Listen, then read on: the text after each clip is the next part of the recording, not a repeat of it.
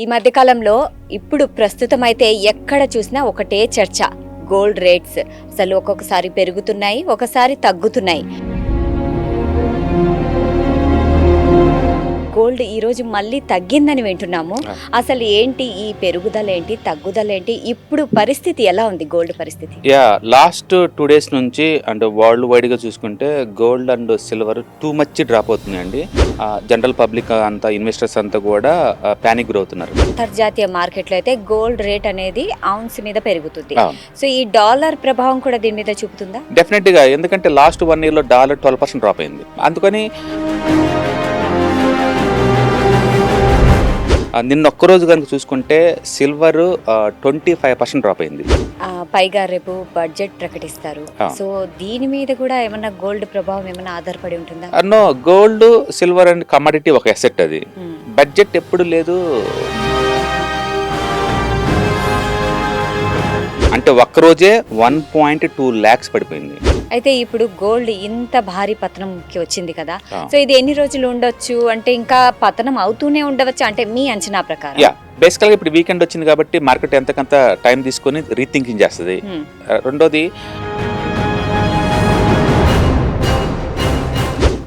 అంతర్జాతీయ మార్కెట్ పరిస్థితులు బంగారంపై ఎలాంటి ప్రభావాన్ని చూపిస్తాయి? డెఫినెట్ గా ఇప్పుడు నడుస్తున్న మొత్తం because of world wide Trump దగ్గర నుంచి, ప్లస్ ఇప్పుడు ఇండియన్ రూపీ బలపడితే బంగారం ధరలపై ప్రభావం ఉంటుందా? డెఫినెట్ గా ఎందుకంటే నమస్తే, welcome to Sakshi TV. This is Shahida. ఈ మధ్యకాలంలో ఇప్పుడు ప్రస్తుతం అయితే ఎక్కడ చూసినా ఒకటే చర్చ. గోల్డ్ రేట్స్ అసలు ఒక్కొక్కసారి పెరుగుతున్నాయి, ఒకసారి తగ్గుతున్నాయి. అసలు ఇప్పుడు పెళ్ళిళ్ళున్న ఇళ్లలో అయితే, ఇంకా పెట్టుబడిదారులు అయితే ఒకటే ప్రశ్న, ఇప్పుడు గోల్డ్ కొనాలా లేక ఆగాల? సో ఇలాంటి సందేహాలకు సమాధానాలు ఇవ్వడానికి మనతో పాటు మన స్టూడియోలో ఉన్నారు స్టాక్ అనాలిసిస్ట్ సుందర్ రామరెడ్డి గారు. So let's welcome him. నమస్తే సార్. నమస్తే సార్. ఇప్పుడు చెప్పండి, గోల్డ్ ఈ రోజు మళ్ళీ తగ్గిందని వింటున్నాము. అసలు ఏంటి ఈ పెరుగుదల ఏంటి, తగ్గుదల ఏంటి, ఇప్పుడు పరిస్థితి ఎలా ఉంది గోల్డ్ పరిస్థితి? లాస్ట్ 2 days నుంచి అండ్ వరల్డ్ వైడ్ గా చూసుకుంటే gold and silver too much drop అవుతుందండి. అండ్ పెరిగేటప్పుడు కనుక ఎంత స్పీడ్ గా పెరిగినాయో ఈ లాస్ట్ 2 days నుంచి కూడా అంతే స్పీడ్ గా డ్రాప్ అవడం వల్ల జనరల్ పబ్లిక్ అంతా, ఇన్వెస్టర్స్ అంతా కూడా పానిక్ గురవుతున్నారు అనమాట. నిన్న ఒక్కరోజు కనుక చూసుకుంటే సిల్వర్ 25% డ్రాప్ అయింది. సింగిల్ డేలో 25%. అంటే ఆల్ టైమ్ హై 4,20,000 ఉండేది, ఇప్పుడు అది 3 lakh దగ్గరలో ఉంది. అంటే ఒక్కరోజే 1.2 lakhs పడిపోయింది. ఒక్కరోజే 1.2 lakhs పడిపోవడం అంటే చాలా భారీ పతనం. అందులో డౌట్ లేదు, భారీ పతనం. అదే టైంలో గోల్డ్ కూడా 10% డ్రాప్ అయింది. 10% డ్రాప్ అయింది. సింగిల్ డేనే ఆల్మోస్ట్ 19,000 డిస్కౌంట్ లో దొరుకుతుంది. ఇవే కాదు, మిగతా మెటల్స్ కూడా లైక్ యురేనియం కావచ్చు, లేదా పలాడియం కావచ్చు, లేకపోతే జింక్ కావచ్చు, కాపర్ కావచ్చు, ఐరన్ కావచ్చు, ఈవెన్ నార్మల్ ఆయిల్స్ కూడా, అంటే ఎక్సెప్ట్ న్యాచురల్ గ్యాస్ తప్ప నార్మల్ క్రూడ్ ఆయిల్ కూడా డ్రాప్ అయింది. నిన్న ఒక్కరోజే ఈ మెటల్స్ మొత్తం డ్రాప్ అవడం వల్ల ప్రపంచవ్యాప్తంగా 10 trillion లాస్ అయ్యారు. 10 trillion ఎంత అంటే January 38th, 2026 ప్రపంచం ఇంకొక 50 సంవత్సరాలు గుర్తుంచుకుంటుంది. ఎందుకంటే ఇంత పెద్ద వెల్త్ డిస్ట్రక్షన్ అనేది చరిత్రలో అసలు లేదు. భారీ పతనం. ఎందుకంటే గ్రేట్ డిప్రెషన్ అప్పుడు అమెరికాలో కూడా ఇంత లేదు, ఆ స్టాక్ మార్కెట్ ఇంతగా డెవలప్ అవ్వలేదు ఆ టైంలో. అండ్ కోవిడ్ అప్పుడు ఇంత లేదు, అండ్ .com బబుల్ 2000 అప్పుడు ఇంత లేదు. ఇంతవరకు చరిత్రలో ఇంత దారుణమైన పతనం మనం ఎప్పుడు చూడలేదు. ఎందుకంటే 10 trillion చాలా పెద్ద అమౌంట్ అది. అండ్ సింగిల్ డేలో 30% పట్టడం అనేది ఒక మెటల్, ఒక అసెట్ వాల్యూ కోల్పోవటం అనేది ఇట్స్ షాకింగ్ అనమాట. బేసికల్ గా ఇంత భారీ పతనానికి ఏంటి కారణం? బేసికల్ గా మనం లాస్ట్ 1 year చూసుకున్నాం అనుకోండి, సిల్వర్ 1 year లోనే 250% పెరిగింది. 250%. ఆ స్పీడ్, ఆ వెలాసిటీ మనం చూస్తే కనుక ఎవరికైనా భయం వేసి అంత పెరిగిపోయింది. ఈవెన్ గోల్డ్ కూడా లాస్ట్ 1 year లో ఆల్మోస్ట్ 85% డ్రాప్ పెరిగింది. అంత పెరిగినప్పుడు ప్రాఫిట్ బుకింగ్ ఏదో స్టేజ్ లో జరిగిద్ది. అది సడన్ గా ఒకేసారి జరిగేసరికి వరల్డ్ వైడ్ గా, అండ్ నిన్న ఈ 2 days లో దారుణంగా డ్రాప్ అయింది. పర్టికులర్ నిన్న ఫ్రైడే అవటం, మార్కెట్ హాలిడే, రేపటి నుంచి హాలిడేస్ కదా, సాటర్డే సండే, అందుకని ఫ్రైడే అవటం వల్ల ఒకటి ప్రాఫిట్ బుకింగ్ జరిగింది. ప్రపంచవ్యాప్తంగా అన్ని స్టాక్ ఎక్స్చేంజ్లు కూడా ఈ future contracts, option contract trading అప్పుడు మార్జిన్స్ ఎక్కువ అడుగుతున్నారు. ఓకే. ఒకప్పుడు ఏంటంటే ఒక 1 లాక్‌కి ఒక 15% మార్జిన్ సరిపోయేది. ఎప్పుడైతే ఈ రేట్లు బాగా పెరుగుతున్నాయో వాళ్ళు డిపాజిట్స్ ఎక్కువ అడుగుతున్నారు ఇన్వెస్టర్ దగ్గర నుంచి. అందుకని ఇన్వెస్టర్స్ దగ్గర డబ్బులు లేని వాళ్ళందరూ ఒక్కొక్కరు క్లోజ్ చేసుకుంటూ వస్తున్నారు పొజిషన్స్ని. అందరూ ఒకేసారి ఆ ప్రాఫిట్ బుకింగ్కి ఈ పొజిషన్స్ క్లోజింగ్ వల్ల ఏంటంటే వరల్డ్ వైడ్గా ఒకసారి ప్యానిక్ క్రియేట్ అయింది. నిన్న మొత్తం ఫ్రైడే మార్నింగ్ నుంచి అండ్ మిడ్ నైట్ వరకు మీరు ఏ ఇంటర్నేషనల్ మీడియా చూసుకోండి, మెటల్స్ మెటల్స్ మెటల్స్, పర్టికులర్గా సిల్వర్ ఒకటే ఒక న్యూస్ వరల్డ్ మొత్తం ఫ్లోట్ అవుతా ఉంది. ఎందుకంటే ఇట్స్ షాకింగ్ అనమాట. ఆల్మోస్ట్ 10 ట్రిలియన్ సింగిల్ డేలో లాస్ అవటం హ్యూమన్ చరిత్రలో జరగలేదు. ఇంత మోడర్న్ ఏరియాలో జరిగిద్దని ఎవరు ఊహించరు. అందుకని ఫీచర్స్ ఆప్షన్స్ చేసే వాళ్ళకి చాలా పెయిన్ ఎక్కువ ఉంది. బట్ ఎవరైనా ఈటీఎఫ్స్ లేదా ఫిజికల్గా కొన్న వాళ్ళకైతే మళ్ళీ పెరిగినప్పుడు అమ్ముకోవచ్చు కదా, వాళ్ళకి అంత పెయిన్ ఉండదు. మొత్తానికైతే లివరేజ్ పొజిషన్స్ ఎవరైనా తీసుకొని ఉంటే కనుక వాళ్ళు స్ట్రక్ అయి ఉంటారు, వాళ్ళకి ఎక్కువ లాస్ ఉంటుంది. అయితే అంతర్జాతీయ మార్కెట్లో అయితే గోల్డ్ రేట్ అనేది ఔన్స్ మీద పెరుగుతుంది. సో ఈ డాలర్ ప్రభావం కూడా దీని మీద చూపుతుందా? డెఫినెట్గా. ఎందుకంటే లాస్ట్ 1 ఇయర్లో డాలర్ 12% డ్రాప్ అయింది. అందుకని మెజారిటీ సెంట్రల్ బ్యాంక్స్ వరల్డ్ వైడ్గా చూసుకుంటే కనుక డాలర్ యూసేజ్ తగ్గిస్తున్నారు ఈ మధ్య కాలంలో. అండ్ వాళ్ళ దగ్గర ఉన్న డాలర్ నిల్వను కూడా లేదు, ఎంతో కొంత గోల్డ్లోకి షిఫ్ట్ చేస్తూ ఉన్నారు. అట్లా ప్రపంచవ్యాప్తంగా ఈ బ్యాంక్స్ ఎప్పుడైతే సిల్వర్ని గోల్డ్ని కొంటం బింగ్ చేసాయో అప్పటి నుంచి ఫాస్ట్గా పెరగడం స్టార్ట్ అయింది. దాని ద్వారా ఏంటంటే ఇండస్ట్రియల్ వైజ్ కూడా డిమాండ్ ఉంది. వరల్డ్ మొత్తం ఇప్పుడు పీక్ లెవెల్లో రన్ అవుతుంది. ఆర్టిఫిషియల్ ఇంటెలిజెన్స్ కావచ్చు, డేటా సెంటర్స్ కావచ్చు, ఎలక్ట్రానిక్స్ మ్యానుఫ్యాక్చరింగ్ కావచ్చు, వీటన్నిటిలో వీటిని వాడతారు కాబట్టి ఇండస్ట్రియల్ డిమాండ్ కూడా పెరుగుతుంది. అట్లా industrial demand central banks buying వల్ల స్పీడప్ అయింది. బట్ సిల్వర్ మాత్రం టూ మచ్ పెరిగింది, అందులో డౌట్ లేదు. ఈ మూవ్స్ని మేము టెక్నికల్గా ఏంటంటే ఫర్బాలిక్ మూవ్స్ అంటాం అనమాట. ఇంత షార్ప్గా మూవ్ జరిగినప్పుడు ప్రాఫిట్ బుకింగ్ ఎంతకంత జరిగిద్ది. బట్ ఈ సివియర్ అని చెప్పేసి ఎవరు ఊహించరు అనమాట. పైగా రేపు బడ్జెట్ ప్రకటిస్తారు. సో దీని మీద కూడా ఏమన్నా గోల్డ్ ప్రభావం ఏమన్నా ఆధారపడి ఉంటుందా? No, gold silver and commodity ఒక అసెట్. అది బడ్జెట్ ఎప్పుడు లేదు. మోర్ ఆర్ లెస్ ఈక్విటీకి ఎక్కువ రిలవెన్స్ ఉంటుంది, ఈక్విటీకి ఎక్కువ రిలవెన్స్ ఉంటుంది, లేదా టాక్సేషన్కి రిలవెన్స్ ఉంటుంది, ఇండియాలో కన్జంప్షన్ మీద రిలవెన్స్ ఉంటుంది. అందుకని ఒక మెటల్ సంబంధించిన ఉండదు బడ్జెట్. రెండోది ఈ కమోడిటీస్ వరల్డ్ వైడ్, అది వరల్డ్ వైడ్ న్యూస్ అనమాట. అది ఇండియన్ బడ్జెట్ అనేది మన కంట్రీ స్పెసిఫిక్. అందుకని బడ్జెట్ వల్ల ఈ గోల్డ్ సిల్వర్ ఎఫెక్ట్ అవుతుందని అనుకోను. కాకపోతే వాళ్ళు ట్యాక్స్లు, ఇంపోర్ట్ ఎక్స్పోర్ట్ ట్యాక్స్లు పెంచడం తగ్గడం లాంటివి చేస్తుంటారు. But it must be negligible. Customs తగ్గినప్పుడు ధరలు కూడా కొంచెం నెగ్లిజిబుల్ అది. బట్ ఈ పాయింట్ ఆఫ్ టైం అంటే వరల్డ్ వైడ్ గా పానిక్ గా జరుగుతున్నాయి కాబట్టి రేట్ మళ్ళీ కన్జర్వేటివ్గా అయిపోయింది అనమాట. ఇప్పుడున్న రేట్తో నెక్స్ట్ ఏం జరగబోతుందంటే ఇంకొంచెం డ్రాప్ అయ్యే ఛాన్స్ ఎక్కువ ఉంది. కాబట్టి ఇన్వెస్టర్లు ఎవరైనా ఇన్వెస్ట్మెంట్ చేద్దాం అనుకుంటే ఒక 1 వీక్ 10 డేస్ వెయిట్ చేసేసి రేట్ కనుక స్టేబుల్ అయితే అక్కడ ఇన్వెస్ట్ చేసుకోవచ్చు. బట్ అందరూ అంటున్నట్టు ఇక్కడి నుంచి ఇంకా పర్మనెంట్గా డ్రాప్ అవడం అంటే ఏముండదు. ఎందుకంటే ఫిజికల్ మెటల్స్కి ఎప్పుడు హ్యూజ్ డిమాండ్ ఉంటుంది వరల్డ్ వైడ్గా. ట్రంప్ ఉన్నంతకాలం మనం ఈ గోల్డ్, సిల్వర్ ఇలాంటి మెటల్స్ ఉంచుకోవచ్చు. కాకపోతే ఏదో ఒక స్టేజ్లో ప్రాఫిట్ బుకింగ్ కంపల్సరీ. అది నిన్న మొన్న జరిగింది. సడన్గా జరిగేసరికల్లా మార్కెట్ ప్యానిక్ అవుతుంది అంతే. బట్ స్టిల్ లాస్ట్ 1 ఇయర్తో పోల్చుకుంటే సిల్వర్ ఇప్పటికి కూడా మీరుగా 230% ప్రాఫిట్లో ఉన్నారు, గుర్తుపెట్టుకోండి. అండ్ గోల్డ్ కూడా స్టిల్ మీరు ప్రాఫిట్లో ఉన్నారు. కాబట్టి ఎవరైనా 1 మంత్ బ్యాక్ ఎంటర్ అయితే వాళ్ళు లాస్ అయి ఉండొచ్చేమో, కానీ అదర్వైజ్ లాంగ్ టర్మ్ ఇన్వెస్టర్లు ఎవరు కూడా దీన్ని లాస్ అనుకోలేరు. అయితే ఇప్పుడు గోల్డ్ ఇంత భారీ పతనంకి వచ్చింది కదా, సో ఇది ఎన్ని రోజులు ఉండొచ్చు? అంటే ఇంకా పతనం అవుతూనే ఉండవచ్చు అంటే మీ అంచనా ప్రకారం? బేసికల్గా ఇప్పుడు వీకెండ్ వచ్చింది కాబట్టి మార్కెట్ ఎంతకంత టైం తీసుకొని రీథింకింగ్ చేస్తుంది. రెండోది ఇంకా ఏమైనా పొజిషన్స్ ఉన్నాయనుకోండి, వాళ్ళు క్లోజ్ చేయాలి కాబట్టి మండే ట్యూస్డే 2 days అప్పుడు డౌన్ అవుద్ది. ఆ తర్వాత ఏమవుద్దంటే మార్కెట్ డిమాండ్ నిజంగానే ఉంటే మళ్ళీ ఆ ప్లేస్ నుంచి రివర్స్ అయ్యే ఛాన్స్ ఉంది, లేదా 2-3 months కన్సల్టేషన్ అవ్వచ్చు. నేను అనుకోవటం ఏంటంటే గోల్డ్లో మేబీ ఇంకొక 10% కరెక్షన్, అంతకంటే ఎక్కువే ఉండదు. సిల్వర్లో మాత్రం ఇంకో 20% కరెక్షన్ ఉండే ఛాన్స్ ఎక్కువ ఉంది, అంతకంటే ఎక్కువ డ్రాప్ అయ్యే ఛాన్స్ లేదు.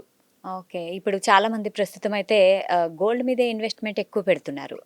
సో ఇది వాళ్ళకి ఎలాంటి పరిణామం అంటారు? నో, బేసికల్గా మీరు ఒక సింగిల్ అసెట్ క్లాస్ ఏటి మీద సరే హెవీగా ఇన్వెస్ట్ చేయడం ద్వారా ఇలాంటి ప్యానిక్ వచ్చినప్పుడు చాలా స్ట్రెస్ గురవుతాం. సపోజ్ రియల్ ఎస్టేట్లో పెట్టారనుకోండి, అది ఇల్లిక్విడ్ కౌంటర్, ఇన్ టైంలో మీరు అమ్మలేరు. ఏదైనా ప్యానిక్ వచ్చినప్పుడు దాన్ని ఏం చేయలేము మనం, అది మనకి ఆస్తిలోకి ఉపయోగపడదు. అప్పుడప్పుడు అవి కూడా డ్రాప్ అవుతుంటాయి. అండ్ రెండోది ఒకే అసెట్ గోల్డ్లో పెట్టామనుకోండి, ఇప్పుడు ఇలాంటి సంఘటనలు జరిగినప్పుడు మనం స్ట్రక్ అయిపోతాం అనమాట. అదే నువ్వు మల్టీ అసెట్లో పెట్టారనుకోండి, అన్ని రకాల అసెట్స్లో పెడతారు కాబట్టి ఎక్కడో చోట లిక్విడిటీ ఉంటుంది కాబట్టి మనకు అంత పెయిన్ ఉండదు. అందుకని ఒకే అసెట్లో ఎవరైనా పెట్టాలి, ఇన్వెస్ట్మెంట్ చేయాలనుకున్నప్పుడు కొంచెం లాంగ్ టర్మ్ తోటి ప్లాన్ తోటి పెట్టుకోవడం బెటర్ అనమాట. అయితే ఎందుకు చాలా మంది గోల్డ్‌ని సేఫ్ హెవెన్‌గా అని మనకు వాళ్ళు అనుకుంటూ ఉంటారు. ఇదే గోల్డ్ అనేదే సేఫ్ హెవెన్ అని యాహ్! ఎందుకు అనుకుంటారు? బేసికల్‌గా మనం 3000 సంవత్సరాల హ్యూమన్ నాగరికత మనం చూసుకుంటే లేదు. గోల్డ్ ప్రతి స్టేజ్‌లో కూడా హ్మ్. మనిషి వాడుతూనే ఉన్నాడు. అవును. మొదట్లో కరెన్సీ లాగా వాడేవాళ్ళు.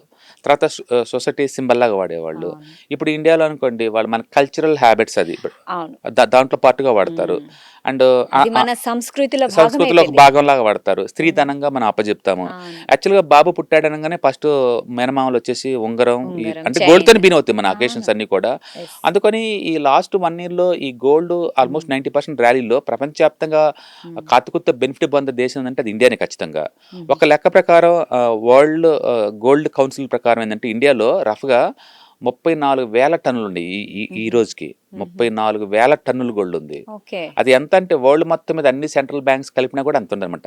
ఇంకా చెప్పాలంటే ప్రపంచవ్యాప్తంగా ఉన్న 11% గోల్డ్ మొత్తం ఒక ఇండియాలోనే ఉంది. ఓకే. కాబట్టి లాస్ట్ 1 ఇయర్ ర్యాలీ తోటి ఇండియాలో మెజారిటీ పీపుల్ బెనిఫిట్ పొందారు. హుహుహు. నిన్న 2 డేస్ ర్యాలీకి డ్రాప్ అయినప్పుడు కాబట్టి ఎవరు ఎఫెక్ట్ అవుతారంటే ఫిజికల్‌గా కొన్నోళ్ళు ఎవరు ఎఫెక్ట్ అవ్వరండి.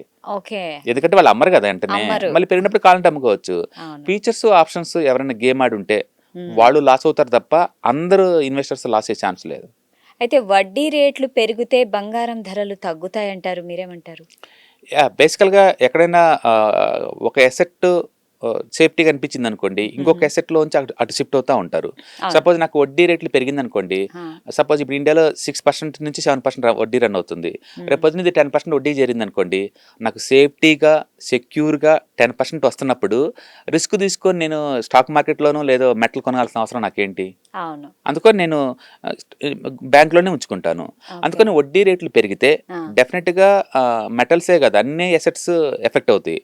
వడ్డీ రేట్లు తగ్గిందనుకోండి అండ్ మిగతా అన్ని అసెట్స్ అన్ని పెరుగుతా ఉంటాయన్నమాట. దాన్ని మేము లిక్విడిటీ అంటాం. ఓకే. Liquidity, liquidity. ఆ! లిక్విడిటీ. అంటే ఇప్పుడు తక్కువ రేటుకే వడ్డీ దొరుకుతున్నాయి అనుకోండి, హ్మ్. హౌసింగ్ కొందామని డైలమాలో ఉన్నోళ్ళు కొనొచ్చుగా. ఎందుకంటే తక్కువ రేటుకే దొరుకుతున్నాయి గదా! అవును. కొనుక్కోవచ్చు. అలాగే ఎవరైనా ఇండస్ట్రీ పెట్టాలనుకున్నారనుకోండి, హ్మ్. లోన్ తీసుకోవచ్చు. తక్కువ రేటుకే దొరుకుతున్నాయి గదా! ఇండస్ట్రీ లోన్ తీసుకుంటాడు. ఎవరైనా ఏదైనా కొందామనుకున్నా సరే అప్పు చేసి మరీ కొనొచ్చు. ఎందుకంటే తక్కువ రేటుకే వడ్డీ దొరుకుతున్నాయి గదా! హ్మ్. ఆటోమొబైల్ కొందామనుకున్నా తీసుకోవచ్చు. అట్లా వడ్డీ రేట్లు తగ్గితే హ్మ్.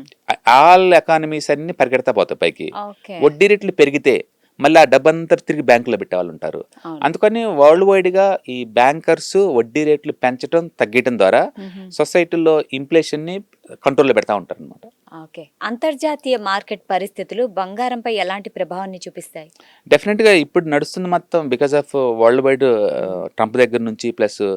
అన్‌సర్టెనిటీ వరల్డ్ వైడ్‌గా వార్స్ నుంచి హ్మ్. అండ్ రెండోది ఇరాన్‌లో మొన్నటి వరకు మళ్ళీ వార్ జరిగిద్దేమో అన్నట్టుందనమాట. సగం దానివల్ల హ్మ్. అంటే డాలర్ 11% డ్రాప్ అయింది. డాలర్ ఎందుకని చెప్పేసి కొంతమంది అమ్మేసుకొని గోల్డ్‌లో పెట్టడం ద్వారా ఓకే. ఇట్లా వరల్డ్ వైడ్‌గా అన్ని రకాల కండిషన్స్ గోల్డ్, సిల్వర్ ర్యాలీకి ఉపయోగపడ్డాయనమాట. హుహు. అంటే నిన్నటి వరకు ఏమైందంటే సడెన్‌గా డాలర్ మళ్ళీ రికవరీ స్టార్ట్ అయింది. 1.5% పెరిగింది లాస్ట్ 2 డేస్‌లోనే. అవును. అండ్ అమెరికాలో ఫెడ్ బ్యాంక్‌కి గవర్నర్‌గా కొత్తాయన వస్తున్నాడు. హ్మ్. రెండోది. అంటే మూడోది బాగా పెరిగుంది గదా మార్కెట్ ఇప్పటికే. హ్మ్. ఏదో టైంలో ఎంతో కొంత ప్రాఫిట్ బుక్ చేస్తుంటారు గదా! ఆ ప్రాఫిట్ బుక్ చేసుకోవటం. అంటే ఓకే. మూడోదేమో ఈరోజు శుక్రవారం అయిపోయింది. శుక్రవారం అంటే ఇంక సాటర్‌డే, సండే మార్కెట్ హాలిడేస్ ఇంగ. హ్మ్. హాలిడే అప్పుడు రిస్క్ తీసుకునే దానికన్నా ముందే బుక్ చేసుకుంటారు. అవును. అందుకని ఎగ్జాక్ట్‌లీ. స్టాక్ మార్కెట్‌లో ఎక్కువ శాతం ఫ్రైడే గాని, మండే గాని దారుణంగా పడతాయి మార్కెట్‌లో. ఏదైనా బ్యాడ్ పడిపోతాయి. న్యూస్ ఉంటే. ఓకే. మండే గాని, ఫ్రైడే ఫ్రైడే గాని గాని ఖచ్చితంగా దారుణంగా ఏదైనా బ్యాడ్ పడిపోతాయి. న్యూస్ అంటే ఎక్కువ సార్లు. అందుకే మనం బ్లాక్ ఫ్రైడే, హుహు. బ్లాక్ మండే ఇలాంటి పదాలు వాడతా ఉంటాం. అవునవును. ఎగ్జాక్ట్‌లీ. ఎందుకంటే ఫ్రైడే అనుకోండి నెక్స్ట్ ఏమవుద్ది 2 రోజులు మనకు తెలీదు. మార్కెట్ క్లోజ్‌లో ఉంటాయి కాబట్టి. మండే అనుకోండి సాటర్‌డే, సండే ఎఫెక్ట్ అయిన న్యూస్ అన్నీ ఆ రోజు ఎఫెక్ట్ అవుతా ఉంటాయన్నమాట మండే. ఓకే. అందుకని ఈ 2 రోజుల్లో స్టాక్ మార్కెట్‌లో పెట్టే వాళ్ళందరూ కొంచెం జాగ్రత్తగా ఉండటం బెటర్. ఓకే. అంటే స్టాక్ మార్కెట్ బలంగా ఉన్నప్పుడు మాత్రమే బంగారం ధరలు పడిపోవడం మనం చూస్తున్నాం. ఎందుకంటారు? అవును. ఎందుకంటే ఒక అసెట్ నుంచి ఇంకో అసెట్‌కి మనీ ఈజీగా ట్రాన్స్‌ఫర్ అవుతుంటాయి కాబట్టి. హ్మ్. యూజువల్‌గా స్టాక్ మార్కెట్ పర్ఫార్మెన్స్ చేయాలి అంటే హ్మ్. అంటే వడ్డీ రేట్లు బాగా తక్కువుండాలి. ఓకే. అదే టైంలో ఫారెక్స్ నిల్వలు కూడా తక్కువ రేటుకి ఇలా దొరకాలి. ఓకే. మూడోది కమోడిటీస్ బాగా తక్కువ రేటుకి దొరకాలి. సపోజ్ క్రూడ్ ఇవి తక్కువ రేటుకి వస్తుందనుకోండి, ఇండస్ట్రీలో రా మెటీరియల్ లాగా వాడతారు కదా! హుహుహు. అందుకని ఈక్విటీ మార్కెట్‌కి అది బాగా యూజ్ అవుతది క్రూడ్ పడిపోతే. ఓకే. గోల్డ్ కూడా డ్రాప్ అయిందనుకోండి, ఆ డబ్బులు కూడా ఈక్విటీకి వచ్చే ఛాన్స్ ఉంది.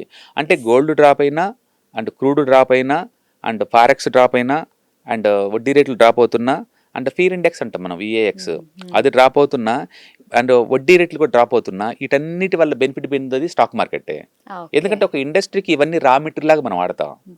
వాడతాం. అందుకని డెఫినిట్‌గా అది మంచి కండిషన్స్. అందుకనే హుహు. Equity market every year positive returns ఇస్తదా అంటే ఇవ్వదు. హుహు. అన్ని ఫేవరబుల్ కండిషన్స్ ఉన్నప్పుడే అంటే ఈ మిగతా అసెట్స్ అన్ని డ్రాప్ అవుతున్నప్పుడు ఇది బాగా మూవ్ అయ్యే ఛాన్స్ ఉందన్నమాట. ఒక డెకేడ్ కి ఇలాంటి కండిషన్స్ ఒక 2-3 ఇయర్స్ ఉండొచ్చు. ఆ 2-3 ఇయర్సే మనీ వస్తుంది, మిగతా టైంలో ఇంకా మనీ రాదు. అందుకని కన్సిస్టెన్సీగా ఎవ్రీ ఇయర్ లాగా మనం స్టాక్ మార్కెట్ నుంచి మనం ఎక్స్పెక్ట్ చేయలేము. అందుకని ఎవరైనా స్టాక్ మార్కెట్ లోకి వచ్చారంటే కనీసం ఒక 5 to 7 years అలా ప్లానింగ్ తో రావడం బెటర్. ఎందుకంటే మిగతా టైంలో ఈ అసెట్ ఏదైనా పెరిగింది అనుకోండి, ఈక్విటీ డ్రాప్ అవుద్ది. ఎగ్జాక్ట్లీ. సో ఇప్పుడు ఇన్ఫ్లేషన్ అంటారు కదా, ఇన్ఫ్లేషన్ తగ్గితే బంగారం మీద ప్రభావం ఎలా ఉంటుంది? డెఫినెట్ గా యాక్చువల్ గా ఈ కమాడిటీస్ మొత్తం పర్పస్ ఏంటంటే ఇన్ఫ్లేషన్ కి హెడ్జింగ్ లాగా వాడతాం. ఇన్ఫ్లేషన్ అంటే ఏంది, మన లైఫ్ స్టైల్ కాస్ట్ ఎఫెక్ట్ అవటం. అంటే లాస్ట్ ఇయర్ తో పోల్చుకుంటే ఈ ఇయర్ ఎంతకంత పెరిగిద్ది అనమాట. ఇప్పుడు దాని నుంచి ప్రొడక్షన్ కావాలంటే ఏం చేయాలంటే మినిమం ఎంతైతే మనం లాస్ అవుతున్నామో ఆ డబ్బు వచ్చేలాగా మనం బ్యాంకులో అమౌంట్ పెట్టాలి. లేదంటే కనీసం గోల్డ్ సిల్వర్ ఇలాంటివి కొన్నాం అనుకోండి, ఇవి పెరుగుతాయి అనమాట. అందుకని మొదటి నుంచి కూడా గోల్డ్ సిల్వర్ ని ఇన్ఫ్లేషన్ హెడ్జింగ్ లాగా వాడేవాళ్ళు. ఈ మధ్య కాలంలో ఏంటంటే స్పెక్యులేషన్ కూడా వాడుతున్నారు. రిజల్ట్ మీరు చూసారు నిన్న 30% డ్రాప్ అవటం.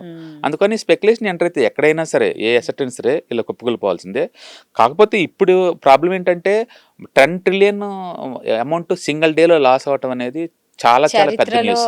చాలా కొన్ని రోజులే ఉంటాయి ఇలాంటి రోజులు. అసలు లేదు, నాకు తెలిసి హిస్టరీలో లేదు. అందుకని నిన్న డే నార్మల్ కాదు. January 30th, 2026 నార్మల్ డే కాదండి, చాలా అబ్నార్మల్ డే. నెక్స్ట్ 30-40 years గుర్తుంటుంది, అది గుర్తుంచుకుంటుంది. ఒక అసెట్ వాల్యూ 30% లాస్ అవటం అనేది ఇట్స్ షాకింగ్ ఎవరికైనా సరే, షాకింగ్. ఓకే, ఇంత భారీ పతనం ఉంది కదా, ఇప్పుడు ప్రజలు అంటే కొనాలా ఆగాలంటారా? నేను అనుకోవటం ఏంటంటే టూ మచ్ పెరిగింది కాబట్టి అది టూ మచ్ పడుతుంది. బట్ స్టిల్ పడింది 30%, పెరిగింది 250% కదా. స్టిల్ లాస్ట్ 9 నెలల నుంచి ఎవ్రీ మంత్ పాజిటివ్ క్లోజింగ్ లో ఉంది. అందుకని సిల్వర్ గేమ్ ఇప్పటితో అయిపోయింది నేను అనుకోను కానీ, బట్ స్టిల్ 3 లక్షల వరకు కూడా ఇంకా కరెక్షన్ జరిగే ఛాన్స్ ఉంది. కాబట్టి మేబీ ఒక 2.5 lakh దగ్గర అలా వచ్చి స్టేబుల్ గా అయింది అనుకోండి, అక్కడ మనం కొనుక్కోవచ్చు. ఏదైనా సరే పడకుండా ఒక 10 days ఉన్న చోట కొనుక్కోవటం బెటర్. ఎమోషనల్ గా వెళ్ళి ఇన్వాల్వ్ అయ్యారు అనుకోండి, మళ్ళీ డ్రాప్ అయితే కష్టం వద్దు అనమాట. ఓకే, ఇప్పుడు బంగారం డిమాండ్ తగ్గడానికి ధరల మీద ఎలాంటి ప్రభావం ఉంటుంది? డెఫినెట్ గా ఇప్పుడు ఇండియాలో లాస్ట్ 1 year నుంచి ఇంపోర్ట్స్ తగ్గిపోయినాయి. ఈ రేట్ దగ్గర ఎవరు కొంటారు చెప్పండి? చాలా తక్కువ మంది కొంటారు. డెఫినెట్ గా.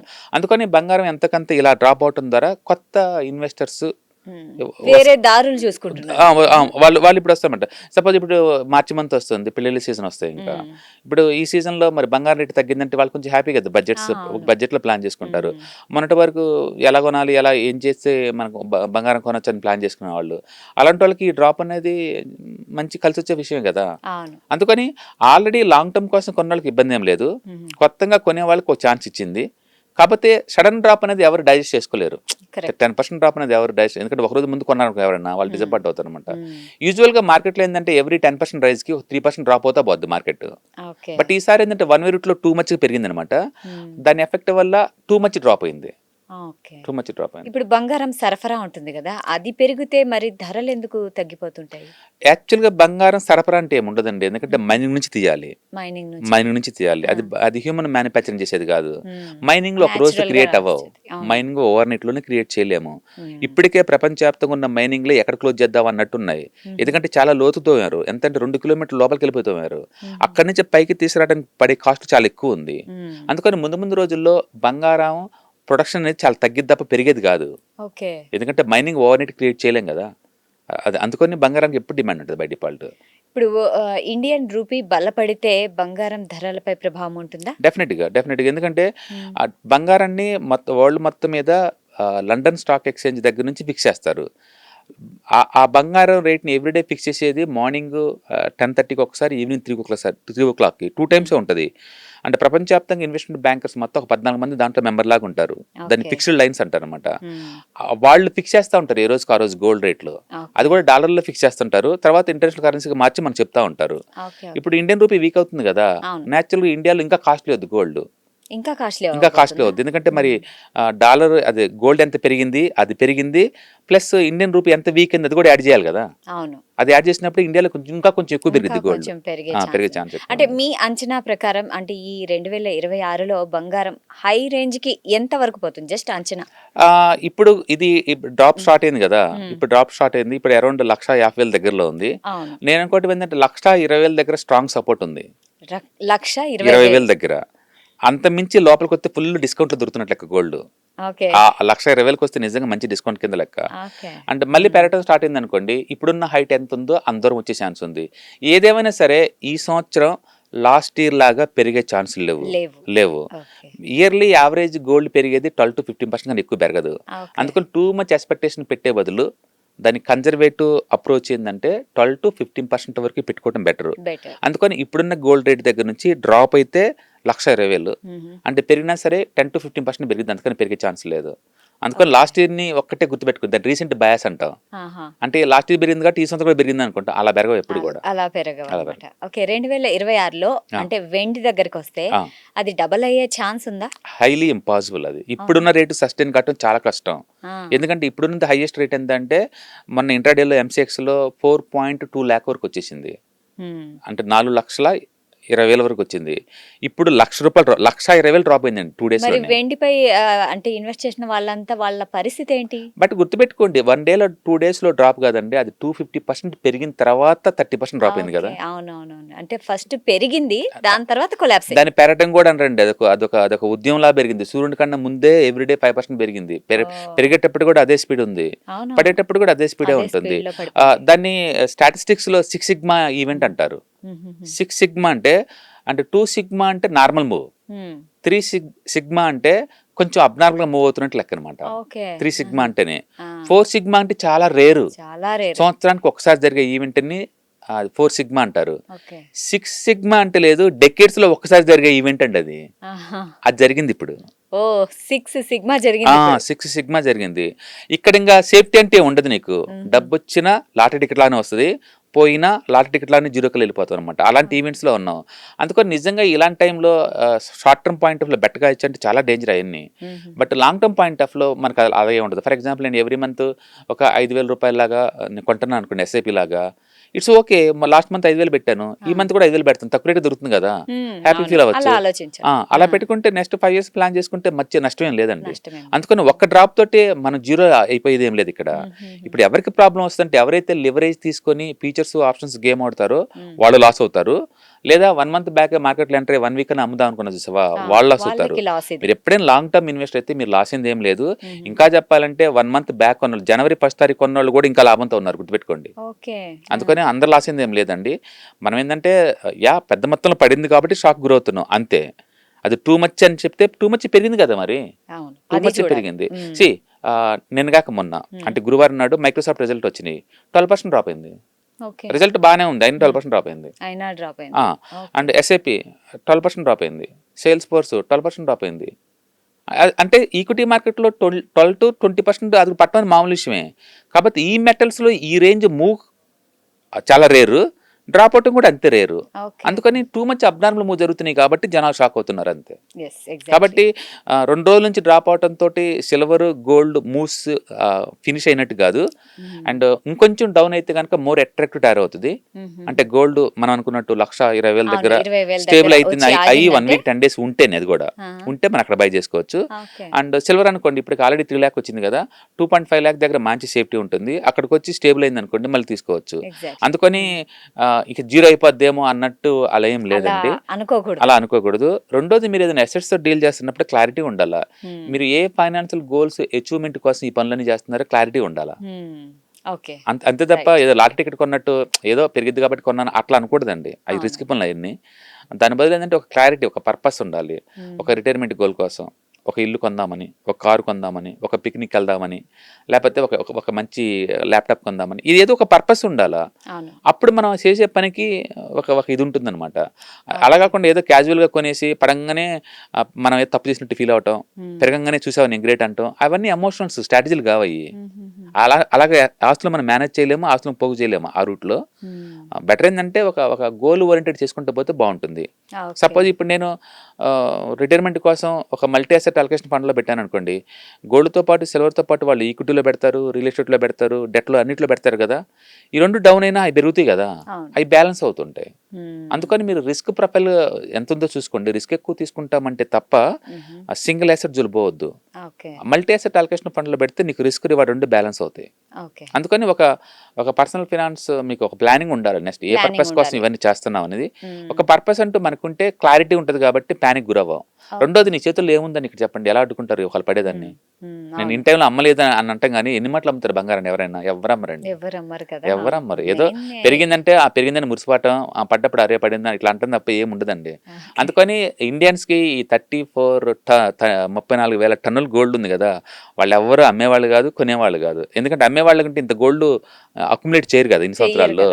అందుకని ఒక తరం నుంచి ఇంకో తరంకి పాస్ చేయడం తప్ప అదేం లేదు. కాబట్టి ఈ నెంబరింగ్ వల్ల ఏంటంటే పెరిగితే అది హ్యాపీ ఫీల్ అవుతా ఉంటారు, ఈ పాయింట్ ఆఫ్ టైం ఇంత ఉంది కదా అని. అంతే, మన దగ్గర ఇంత ఉంది అన్న ఒక సంతోషం అది. అవును. అయితే గోల్డ్ ఈటీఎఫ్ అని మనం వింటుంటాం కదా, అంటే దాని గురించి చెప్పండి. అంటే ఎక్స్చేంజ్ లో ట్రేడ్ అవుతున్న ఫండ్స్ అండి, అంటే స్టాక్ ఎక్స్చేంజ్ లో ట్రేడ్ అవుతున్న ఫండ్స్ అనమాట. ఫిజికల్ గా ఉంటే ఏమవుతుందంటే మీరు 3% జిఎస్టీలు కట్టాలా, ఆర్నమెంట్ చేసుకుంటే మళ్ళీ 10 to 20% దాకా మేకింగ్ చార్జెస్. అంటే అది ఫిజికల్ గా మన చేతిలోకి ఉండదు, మన చేతిలో ఉంటుంది, డిజిటల్ గా ఉంటుంది. డిజిటల్ గా ఉంటుంది అనమాట. లైక్ మన శాలరీ బ్యాంక్ లో పడుతుంది, ఫిజికల్ గా ఉండదు కదా. ఇట్లా ఇది కూడా మనం ఫిజికల్ గా కాదు డిజిటల్ కొంటాం, కానీ ఫిజికల్ గా అక్కడ నీ పేరు మీద స్టోర్ మెయింటైన్ చేస్తుంటారు వాళ్ళు. ఒక బ్యాక్ సైడ్ లో అసెట్ మేనేజ్మెంట్ కంపెనీ వాళ్ళు నిజంగా గోల్డ్ కొని నీ లాకర్ కింద మెయింటైన్ చేస్తుంటారు. చాలా ఇప్పుడు చాలా వచ్చాయి వాళ్ళు. అందుకని మీరు కన్వీనియంట్ గా ఉండడం కోసం అంటే గోల్డ్ ఈటీఎఫ్స్ బాగుంటాయి. ఎందుకంటే మీరు సపోజ్ నేను ఒక 2 years తర్వాత అమ్ముదామని ఉద్దేశం నీకు ఉందనుకోండి, అంటే ఫిజికల్ గోల్డ్ కొంటుంది దీనికి ఇంకా. అప్పుడు ఏంటంటే ఈటీఎఫ్స్ ఫార్మెట్ లో కొనుక్కోవచ్చు అండ్ మ్యూచువల్ ఫండ్ ఫార్మెట్ లో కొనుక్కోవచ్చు. అంటే ఈజీగా మనం దాన్ని అమ్మేయచ్చు. స్పాట్ లో మీ మొబైల్ ఫోన్ ఆన్ చేయటం, మార్కెట్ లైవ్ లో ఉంటుంది కదా ఉదయం 9:50 నుంచి 3:30 వరకు. ఇప్పుడు సెల్ పట్టుకుంటే సెల్ కొట్టచ్చు ఈటీఎఫ్ అయితే లైవ్ లో. మ్యూచువల్ ఫండ్స్ అనుకోండి 2 o'clock లోపే నువ్వు సెల్ ఆర్డర్ ఇచ్చావు అనుకోండి, and with in the 24 hours తర్వాత నీ మనీ బ్యాంక్ వేసేస్తారు. అందుకని లిక్విడిటీ ఈజీ, కన్వీనియంట్. ఇన్స్టాల్మెంట్ లో కొనుక్కోవచ్చు, ఎప్పుడు కావాలంటే అప్పుడు ఇన్స్టాల్మెంట్ లో కొంచెం కొంచెం అమ్ముకోవచ్చు. అంటే థెఫ్ట్ అయిద్దని భయం ఏం లేదు, అంటే లీగల్ వైట్ మనీ. ఈ మధ్య కాలంలో కొన్ని షాప్స్ లో మనం చూస్తున్నాం, అంటే స్కీమ్స్ అంటారు, అంటే మంత్లీ స్కీమ్ పెట్టి ఆర్నమెంట్ సంథింగ్ ఏదో ఒకటి కొంటుంటారు. సో అది ఎంతవరకు బెటర్ అంటారు? సేఫ్టీ పరంగా చెప్పాలంటే అలాంటి వాటికి సెబీ పర్మిషన్ ఏమి ఉండవండి. అది ఆ ఒక్క బిజినెస్ హౌస్ సంబంధించే ఉంటుంది అనమాట, కాబట్టి రిస్క్ అని చెప్పొచ్చు. రెండోది ఇప్పుడు టైటాన్ లాంటి వాళ్ళు అఫీషియల్ గా రన్ చేస్తారు అలాంటి వాటికి, అవైతే కొంచెం లీగల్ గా ఉంటాయి, కొంచెం ట్రాన్స్పరెంట్ గా ఉంటాయి. అది బేసికల్ గా ఏముందంటే మీరు ఒక 11 months కట్టారనుకోండి, ఒక 1 month వడ్డీలాగా ఫ్రీగా అలౌ చేస్తారనమాట. ఆ మొత్తం డబ్బులు అయిపోయిన తర్వాత మనం గోల్డ్గా మార్చుకోవచ్చు అనమాట దాన్ని. కాబట్టి ఎవరైనా గోల్డ్ ఆర్నమెంట్ చేయించుకోవాలి, ఒకేసారి డబ్బు ఉండదు అనుకున్న వాళ్ళకి ఏంటంటే అది one type of gold accumulation అనమాట మనం. కాబట్టి మనం ఎవరైనా ఆర్నమెంట్ చేయించుకోవాలనుకున్నప్పుడు వెళ్ళచ్చు. అంటే గుర్తుపెట్టుకోండి, గోల్డ్ని ఏ ఫార్మేట్లో కొన్నా సరే మీరు చెప్పినట్టు ఇలా గోల్డ్ స్కీమ్స్ అయి ఉండొచ్చు, ఈటీఎఫ్స్ అయి ఉండొచ్చు, మ్యూచువల్ ఫండ్ అయి ఉండొచ్చు, ఫిజికల్గా ఉండొచ్చు, గోల్డ్ కాయిన్స్, గోల్డ్ బార్స్ ఉండొచ్చు, లేదా గవర్నమెంట్ రిలీజ్ చేసిన సోవరింగ్ గోల్డ్ బాండ్స్ ఉండొచ్చు, ఏదైనా ఉండొచ్చు. ఎక్కడైనా గోల్డ్ పెరిగితే అన్ని ఒకేసారి పెరుగుతాయి కదా, ఎక్కడ డౌన్ అయితే అన్ని డౌన్ అవుతాయి కదా. అందుకని మీ కంఫర్ట్ కన్వీనియంట్ చూసుకోండి, కొనుక్కోండి, ఏదైనా పర్లేదు. బట్ ఫిజికల్గా గోల్డ్ కొంటే ప్రాబ్లం ఏంటంటే తరుగుదల పోద్ది, థెఫ్ట్ అవుతుందని భయం ఉంటుంది, జిఎస్టీలు 3% అవుతాయి, ఇన్ టైంలో అమ్మలేరు మీరు దాన్ని. అలాంటివి ఉంటాయి అనమాట. అదర్వైజ్ ఏదైనా ఒకటి నా దృష్టిలో. అంటే ఫిజికల్ గానే ఇప్పుడు గోల్డ్ ఆర్నమెంట్ లాగా కొనొచ్చా, లేకుంటే బిస్కెట్ లాగా బెటర్ అంటారా? నేను అంటుంది అదే, మీరు ఇన్వెస్ట్మెంట్ పర్పస్ కోసం అయితే ఆ రెండిట్లో ఏదో ఒకటి కొనాలని డిసైడ్ అయ్యారు అనుకోండి, బిస్కెటే బెటర్, ఎందుకంటే మేకింగ్ ఛార్జెస్ లేవు కాబట్టి. ఆర్నమెంట్ అనుకోండి మళ్ళీ దానికి మేకింగ్ ఛార్జెస్ ఉంటాయి కదా, లెస్ అవుతాయి ఖచ్చితంగా. సో దానికంటే బిస్కెట్ కొనడం బెటర్ అంటారు. మీరు ఆ రెండిట్లో చాయిస్ మాత్రం తీసుకుంటే. బట్ దానితో పాటు నేను ఈవెన్ ఈటీఎఫ్ కూడా కావాలి అనుకుంటే మాత్రం ఈ మూడిట్లో ఈటీఎఫ్ జోలో పొమ్మంటాను. ఎందుకంటే ఇన్స్టాల్మెంట్ లో కొనుక్కోవచ్చు ఈటీఎఫ్ అయితే. మీరు 200 రూపీస్ కొనుక్కోవచ్చు ఒక చిన్న యూనిట్ ని. కరెక్టే. కానీ అక్కడ మాత్రం మనం ఫిజికల్ గా అట్లా కాదు, ఒక పర్టికులర్ ఇన్ని గ్రామ్స్ అనేది మాత్రమే మనం తీసుకోవాలి. ఇక్కడైతే యూనిట్స్ కొనుక్కోవచ్చు. ఓకే. ఇప్పుడు జియో పొలిటికల్ అంటే ఇప్పుడు యుద్ధాలు అవన్నీ జరుగుతుంటాయి కదా, దాని ప్రభావం కూడా గోల్డ్ పెరుగుదలకు కారణం అవుతుంది. మెయిన్ ఇప్పుడు అదే జరుగుతుందండి వరల్డ్ వైడ్ గా. గోల్డ్ స్టార్ట్ అవుతుంది కోవిడ్ తర్వాత నుంచి అనమాట. అండ్ ఎప్పుడైతే ఈ ఫియట్ కరెన్సీ అంటే గవర్నమెంట్ ముద్రించే ఈ కరెన్సీ మీద నమ్మకం పోయిందో జనాలు అప్పటి నుంచి లేదు రియల్ అసెట్స్ అని చెప్పేసి వీటిని కొంట చేశారు. అమెరికా వాళ్ళు ఎప్పుడైతే ఈ రష్యన్ అసెట్స్ ని ఫ్రీజ్ చేశారో అందరికి డౌట్ వచ్చింది, అమెరికాలో మన అసెట్స్ ఉన్నా సరే రేపొద్దున మనీ కూడా ఫ్రీజ్ అయ్యే ఛాన్స్ ఉంది కదా అని చెప్పేసి. అట్లా ఈ సెంట్రల్ బ్యాంక్స్ డాలర్ని తగ్గించుకొని గోల్డ్లోకి మారటం, పబ్లిక్ కూడా లేదు, ఈ గవర్నమెంట్ ప్రింట్ కొట్టే మనీ మీద నమ్మకం లేకుండా రియల్ మనీ అని చెప్పేసి ఈ గోల్డ్ సిల్వర్లకు మారడం వల్ల గేమ్ స్టార్ట్ అయింది. దాని తోడు ఇండస్ట్రియలైజేషన్ పరంగా కూడా సిల్వర్కి డిమాండ్ బాగా అవుతుంది సరికల్లా సిల్వర్ ఇంకా బాగా ఎక్కువ అవుతుంది అనమాట. ఇప్పుడు ఇంకా స్పెక్యులేషన్ బీనైంది, వరల్డ్ వైడ్గా ఈటీఎఫ్స్, మ్యూచువల్ ఫండ్స్, ఈ పేపర్ అసెట్స్ బీనైనాయి కదా, ఇంకా ఎక్కువైపోయింది అనమాట. అట్లా అది ఓవర్గా వెళ్ళిపోయింది. ఎగ్జాక్ట్లీ. ఇప్పుడు ఇండియాలో అయితే గోల్డ్ అంటే ఒక సాంప్రదాయం అండ్ సెంటిమెంట్ కూడా. అవును. కొంటూ ఉంటాం కానీ మనం ఇన్వెస్ట్ పర్పస్ గా దాన్ని మనం చూడము. అవును. సో ఎంత పెద్ద కష్టం వచ్చినా మనం గోల్డ్ మాత్రం అమ్మం, అది లాస్ట్ ఆప్షన్, అదర్వైజ్ అమ్మరు. అసలు అమ్మరు అనమాట. గోల్డ్ అమ్మారంటే అదే చాలా పెద్ద పెద్ద ఏదో అలాగా చూస్తారు. అవును. సో ఇది అంటే దీన్ని ఇన్వెస్ట్ పర్పస్ గానే చూడొచ్చా, లేకుంటే ఎప్పుడన్నా అమ్మితే ఏమన్నా రేట్లో తగ్గుదల ఉంటుందా?